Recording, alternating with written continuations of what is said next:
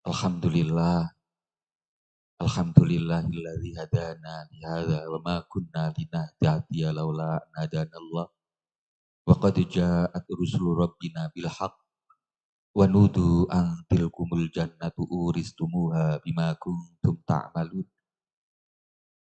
Wassalatu wassalamu ala nabiyyina wa habibina Muhammadinil bashir al-mubashshir bima qala Allahul azim. Inna arsalnaka syahidaw wa mubasysyiran wa nadhira litu'minu billahi wa rasulihi wa tu'azziruhu wa tuwaqqiruhu wa tusabbihuhu bukratan wa asila wa ala alihi wa sahbihi alladzina wasofahumullahu bikalamihi al-akhilla yauma idzin ba'duhum li ba'din aduun illal muttaqin. Al-ayah amma ba'd.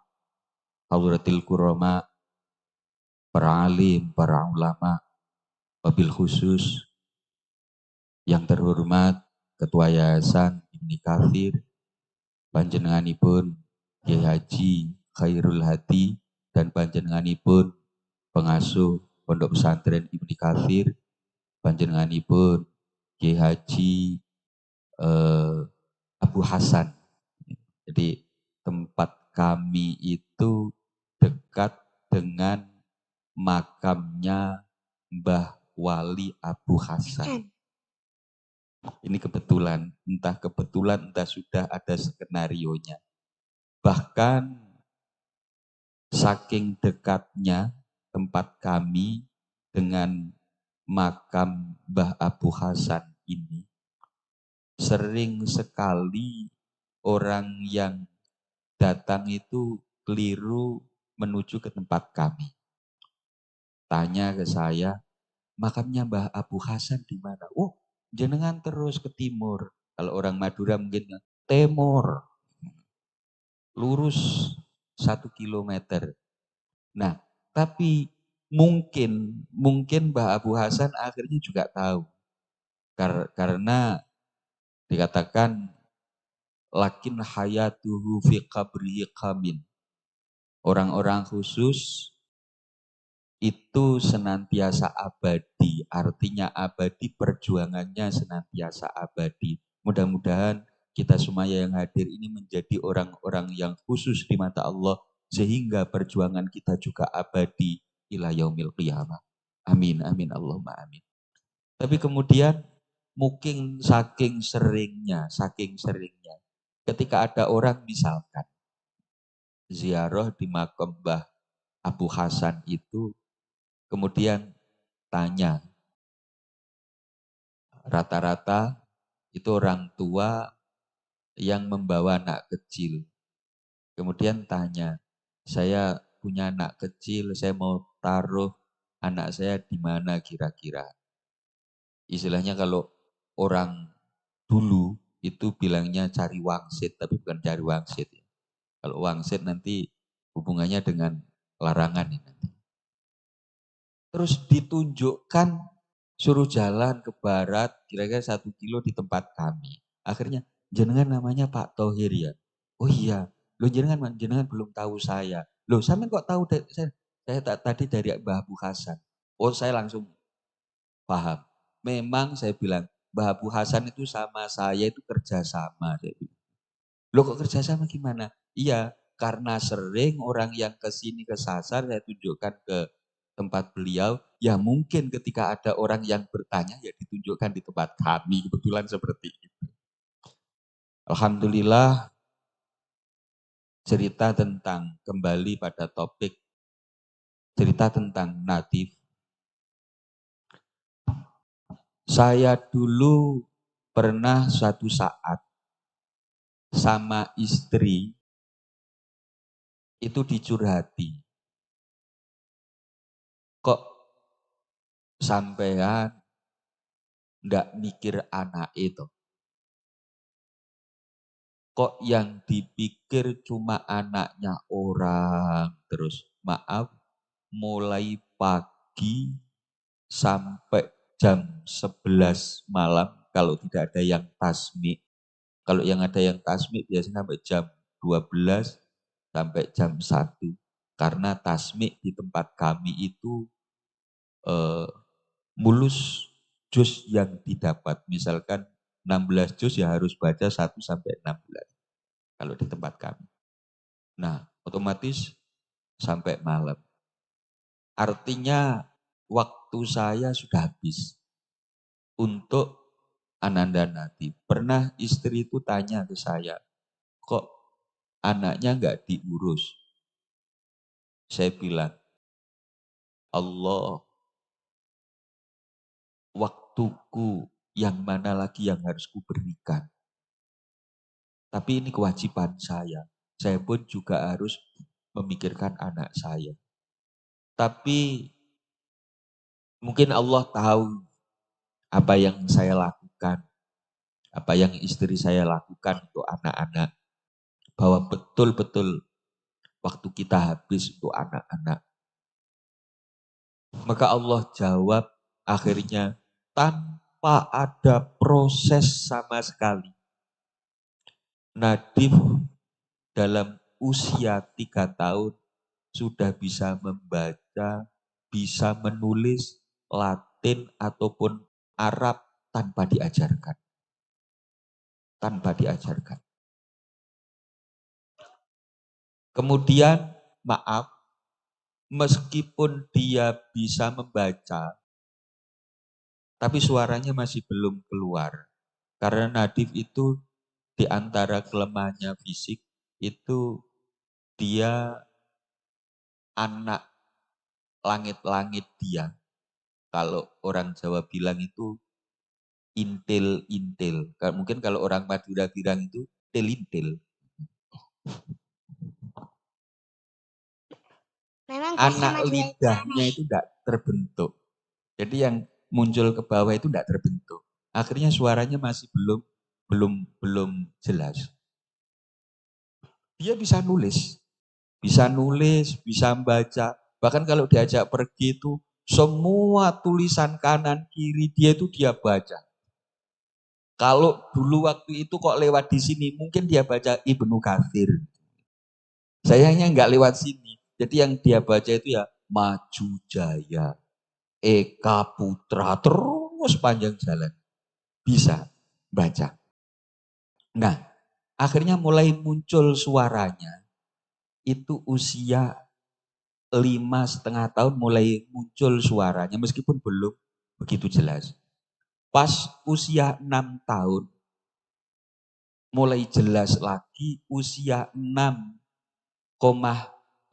atau 6 tahun sudah mulai jelas. Dari kecil dia itu sukanya lihat HP atau lihat televisi, nonton televisi yang diputer itu murotal. Entah Abdurrahman Sudes, kalau sekarang lagi seneng-senengnya nyetel Al-Fasi. Entah Abdurrahman Sudes, pokoknya yang paling seneng dia suka nyetel yang hal yang demikian. Nah, kalau nanti bosen, yang dia setel itu Marsha. Marsha yang ada beruangnya itu. Mungkin pikir dia, kan Marsha itu kan pakai jilbab. Mungkin pikir dia, oh kayak mbak-mbak. Mungkin kayak ini. Mungkin pikir dia seperti itu. Nah akhirnya betul. Suatu ketika dia nyetel di sebuah stasiun televisi. Yang di stasiun televisi itu ternyata adalah festival anak-anak tahfidz usia dini. Boleh sebut merek enggak? Boleh. Takutnya ada sponsor. Oh susah ada. Di RCTI. Akhirnya dia lihat itu. Saya bilang, kamu mau ikut itu? Dole ikut itu mau? Oh iya mau saya. Kalau mau ikut itu, hafalkan 30 juz. Kalau hafal 30 juz, nanti pasti Abi ikutkan itu. Iya Abi janji loh ya. Iya janji. pikir saya. Yang penting tak ikutkan saja, saya kan sudah badi nanti kalau hafal 30 juz. Pikir saya seperti itu. Alhamdulillah akhirnya betul, dia termotivasi. Ini nanti dari cerita ini bisa kita simpulkan. Yang terpenting orang tua untuk anak yang ingin hafal Quran itu apa? Kemudian yang terpenting untuk anak yang bisa dilakukan itu apa? Akhirnya termotivasi betul dan alhamdulillah waktu itu usia 6,6 tahun atau 6,5 tahun dia mulai menghafal.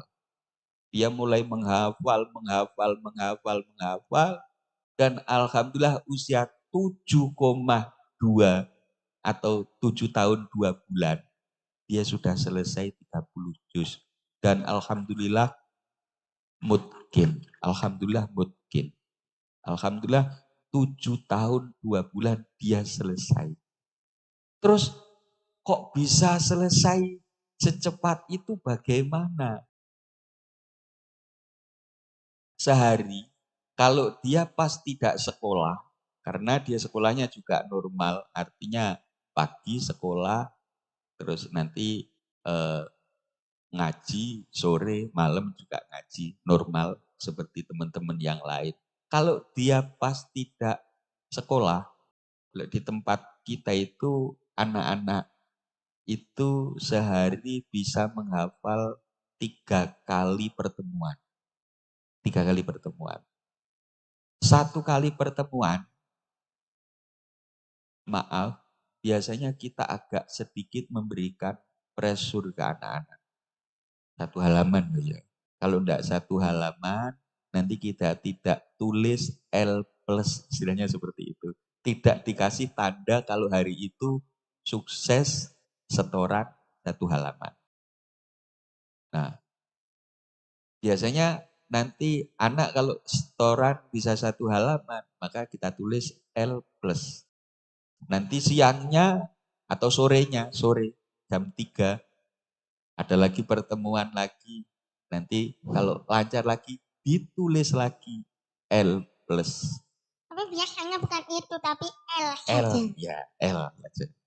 Nah, habis itu nanti malamnya juga gitu. Nanti ditulis lagi L. Baru kalau tidak lancar ditulis L min. Anak kecil itu aduh kalau sudah dikasih tanda L min, dia sewotnya minta ampun dia. Oh, enggak mau, dia enggak mau. Kalau sampai dia Elmin itu enggak mau. Semalaman dia tidur pun tidak akan bisa nyenyak. Jadi kebayang terus, enggak lancar ya, enggak lancar. Enggak lancar. Nah, alhamdulillah Nadif itu kalau di teman-teman yang lain itu kita tekankan itu 1 halaman. Kalau Nadif itu alhamdulillah setoran itu 1 kali pertemuan bisa 3 halaman bahkan 4 halaman. Dikali 3 kali pertemuan berarti rata-rata 9 sampai 12 halaman dalam 1 hari. Berarti itu melebihi setengah. Iya, melebihi setengah. Bahkan dulu pernah sempat kejadian karena pengen ikut tasmi 20 juz. Sementara dia masih dapat 19. Pokoknya bisa hari ini dapat 1 juz ya nanti ikut tasmi 20. 1 juz itu digarap dalam 1 hari.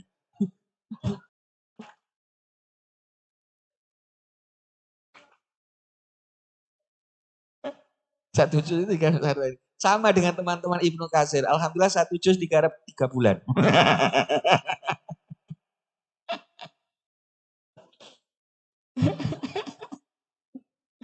Ndeh.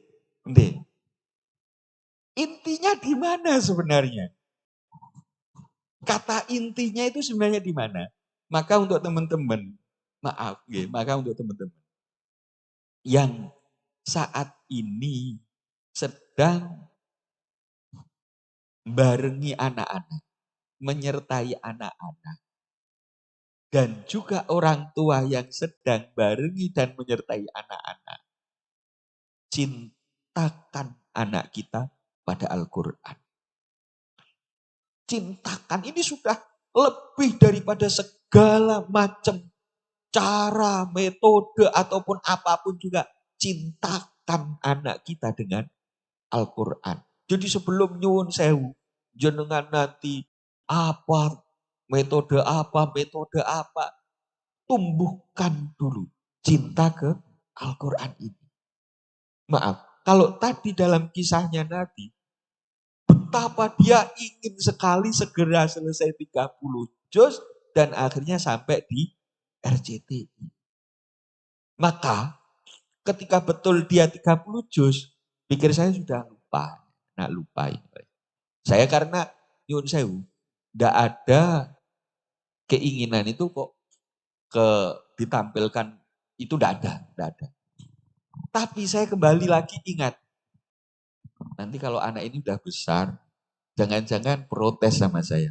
Ya kalau protesnya hanya sekedar tanya, oh dulu katanya gini. Kalau hanya sekedar tanya, coba kalau sampai demo, turunkan api lele. Coba kalau sampai demo. Nah akhirnya sudahlah, kita berangkatkan saja, Dan saya tidak musyawarah dengan ibu, karena memang tidak ada niatan untuk ke sana. Tidak ada niatan untuk kita tampilkan kemana-mana, tidak ada niatan. Akhirnya sampailah betul di RCTI, pikir saya, alah mungkin nanti 1 hari, 2 hari udah pulang. Ternyata enggak, kata ibu, oh sampai 2 bulan aku capek. Sampai 2 bulan ternyata di RCTI. Karena sampai wisuda akbar atau sampai final itu. Dan akhirnya di final itu, alhamdulillah dinobatkan sebagai runner up atau juara 2. Itu tidak penting, kalau untuk saya itu tidak penting. Yang penting saya sudah badi atau sudah kalau orang, ya badi, untung, saya sudah untung. Takutnya nanti di antara kita ada namanya yang untung. Saya sudah untung bahwa di anak kita, di keluarga kita, alhamdulillah sudah ada yang tercetak anak-anak yang 30 juz. Ini cara kita menanamkan di anak. Cintakan dengan Al-Quran. Kalau untuk pendamping, kalau untuk ibu-ibu, maka di anaknya ini harus mau tidak mau harus kita bisa tumbuhkan rasa cinta, mahabbah terhadap Al-Quran ini. Caranya bagaimana menimbulkan itu, menumbuhkan mahabbah itu, ya terserah jenengan bisanya. Misalkan dikasih hadiah reward, atau dikasih nanti diikutkan lomba, terserah.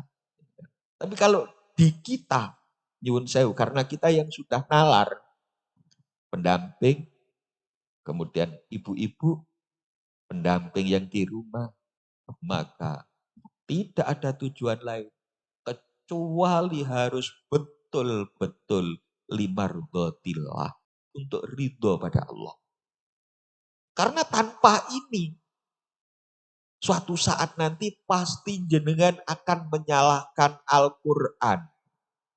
Suatu saat nanti jenengan pasti menyalahkan penghafal Al-Quran. Bahkan suatu saat nanti jenengan akan menyesal, kenapa saya mesti punya anak yang hafal Quran. Kenapa?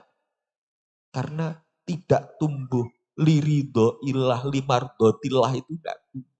Bahwa kita betul-betul menggapai ridho Allah.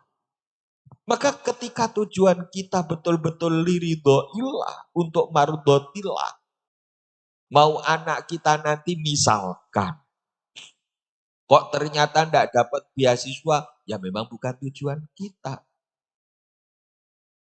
Misalkan sekolah tidak dapat beasiswa, bukan tujuan kita. Nanti ketika tidak dapat beasiswa, sementara yang lain malah dapat beasiswa, padahal dia hafalannya sedikit atau bahkan tidak menghafal sama sekali. Nyesel kenapa dulu nggak saya bahasakan Inggris saja. Karena tidak ridho, tidak untuk menggapai ridho Allah. Jadi kalau di kita harus kita tenangkan betul-betul sedalam-dalamnya, liridhoillah, limardhotillah, ini harus kita tanamkan. Ketika misalkan nanti anak kita yang hafal Al-Quran ternyata tidak bisa dapat sebuah pekerjaan yang layak. Kenapa dulu saya pesantrenkan di situ, malah cuma dikasih gaji sekian. Pernah kan ada yang viral gitu kan, dikeluarkan dari tenaga pendidikan yang ada di sebuah pondok pesantren karena ternyata di situ cuma digaji sekian, sementara kalau jadi upah buruh kerja dikasih bayaran yang lebih dari itu. Yang disalahkan pesantrennya karena tidak liridho ilah.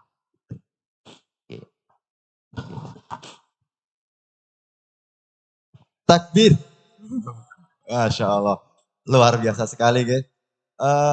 Jadi preferensi bagi Kiai Abu Hasan langsung buka website RCTI. Jadi nanti lihat tanggal pendaftaran, santri didaftarkan. Tapi karena umurnya sudah lebih, daftar jadi panitia saja mungkin ya. Toleh duduk. Daftar jadi panitia Ustaz. Oke, luar biasa apa? Bagaimana kisahnya Mas Nadif ketika menghafal yang bahkan umur 3 sudah bisa membaca. Kemudian istilahnya kalau di pesantren kami itu jos ya. Dari umur 6 terus sebelum umur 8 sudah khatam. Nah, mungkin ya bagi sebagian kecil apa besar ya? Besar kayaknya. Sebagian besar santri itu susah. Susah apa gampang? Susah apa gampang? Gak mungkin alah. Karena mungkin gak susah sebenarnya, cuma belum nemu caranya barangkali. Kita mau tanya ke Abi. Kalau dulu Abi itu ketika menghafalkan Al-Quran, itu bagaimana prosesnya Abi? Barangkali bisa, ngapunten, lebih masuk akal bagi kami. Ya, kalau saya bilang memang Nadif itu memang betul-betul nyuwun sewu itu fadl minallah dan betul-betul jalur langit. Karena saya pernah mengintip ketika dia masuk di kamar, biasanya kalau dia menghafal Al-Quran itu langsung masuk ke kamar, saya atau sama ibunya disuruh keluar dari kamar itu. Abi, ibu keluar. Dia langsung masuk kamar dan kamarnya ditutup. Biasanya seperti itu. Nah, paling nanti seperempat jam dia sudah keluar. Loh, Tole sudah jadi setoran. Sudah. Mau setor berapa? 4 halaman. Seperempat jam 4 halaman. Seperempat jam 4 halaman. Ini kalau saya katakan memang betul-betul jalur langit. Kalau memang itu. Lah kemudian pernah satu saat itu saya lihat, saya intip tidak gosong, intip itu intai, saya intip. Takutnya kalau pesantren nggak ada intip gosong. Saya lihat secara sembunyi-sembunyi. Nah, anak ini cara menghafalnya gimana sih? Tole. Anak ini cara menghafalnya gimana sih? Akhirnya saya lihat, ternyata Al-Quran itu dibuka. Dibaca dari atas ke bawah. Seret. Dibaca tok. Enggak ada seperti teman-teman yang di tempat kami. Gini, enggak ada ini. Apa? Kepalanya gini, enggak ada. Ya langsung dibaca. Seret. Udah selesai. Seret. Buka lagi. Seret. Buka lagi. Seret. Ya cuma seperti itu tok. Enggak ada itunya, enggak ada. Pernah saya lihat itu seperti itu. Nah, ya memang sudah lain memang. Nah, kemudian kalau dulu saya gimana? Maaf, saya dulu dalam menghafal Al-Quran, saya 3 bulan pertama itu juga dapat 15 juz. Kemudian liburan di rumah ada setengah setengah bulan, kemudian balik lagi di pesantren gitu. Alhamdulillah 3 bulan berikutnya juga 30 juz lagi. Tapi ini jalurnya normal. Nyuwun sewu. nyun sewu. Saya enggak seperti ini tadi. Bahkan saat dia menghafal, niku enggak pernah kok saya dengar dia murojaah juz yang sudah-sudah enggak pernah. Waktu menghafalnya loh ya, waktu menghafalnya. Murojaah juz yang sudah-sudah enggak pernah. Kenapa? Karena ya terus maju, terus gitu. Jadi yang sudah dihafal ya hafal begitu saja. Makanya betul-betul, lah kalau kita, karena saya kelasnya sama dengan jenengan kelasnya juga sama saya. Kalau mungkin Nadif adalah fadl minallah atau bighairil kasbi. Nah, kalau kita ya memang harus ijtihad, harus kasab yang dengan sesungguhnya.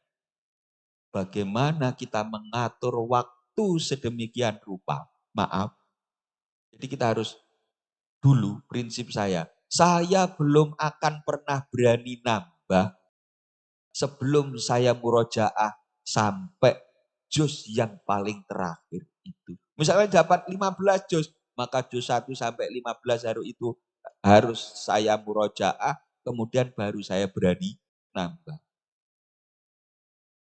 Dan seterusnya seperti itu. Sama, saya dulu sekali setor juga seperempat.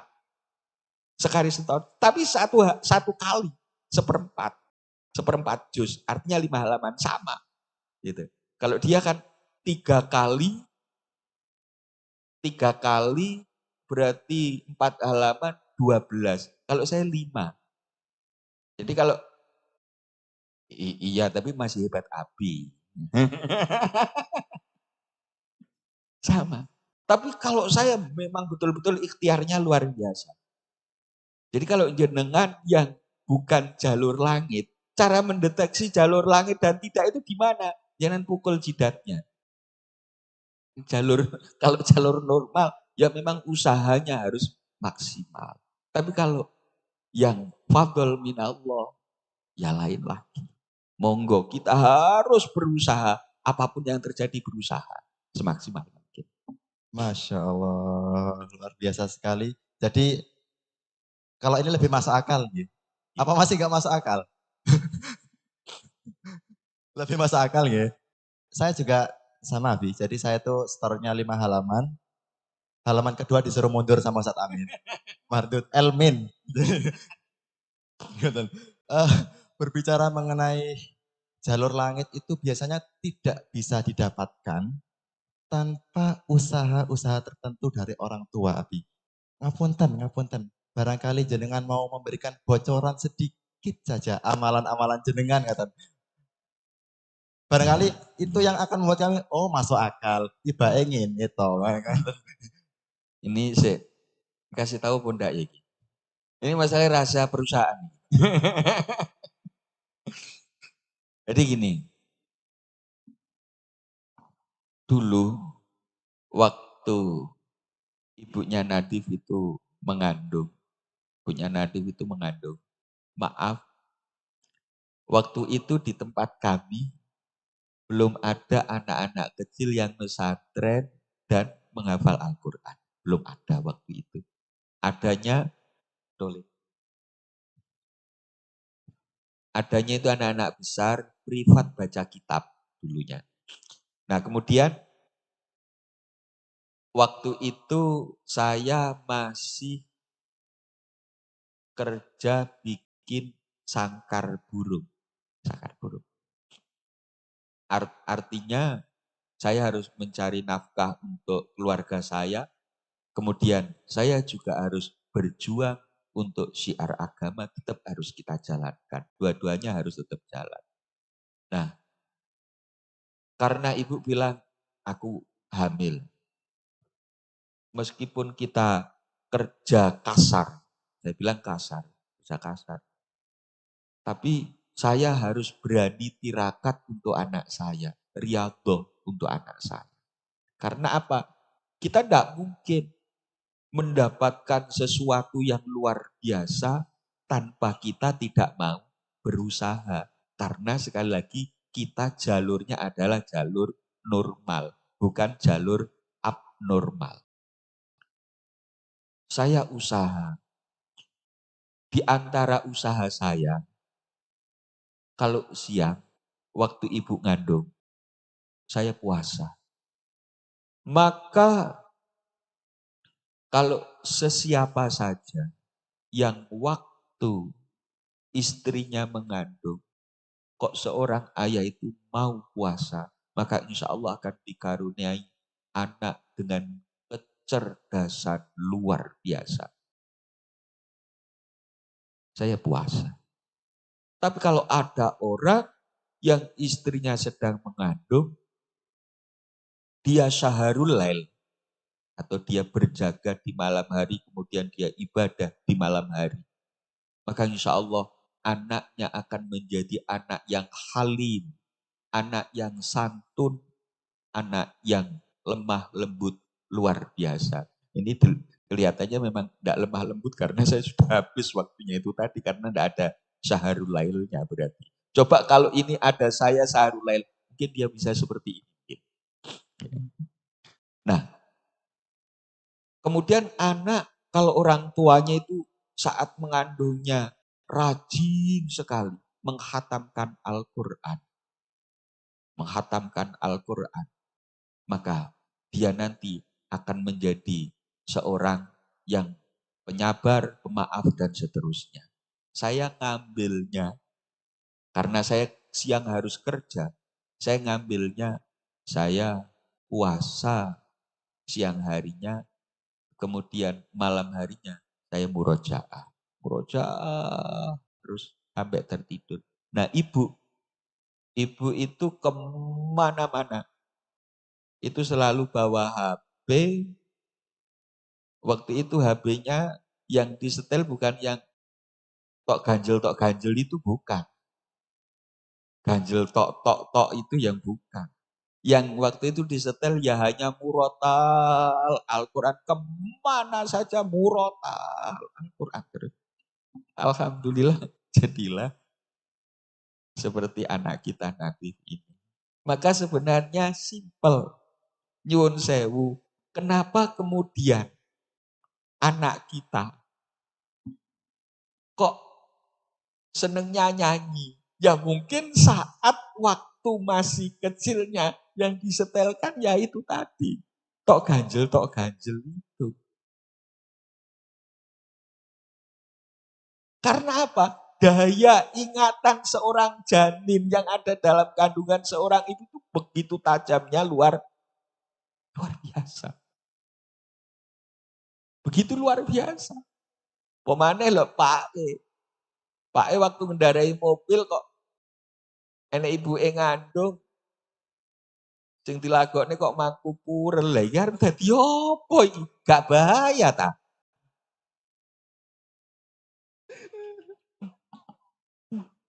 Ngeten ya? Nggih.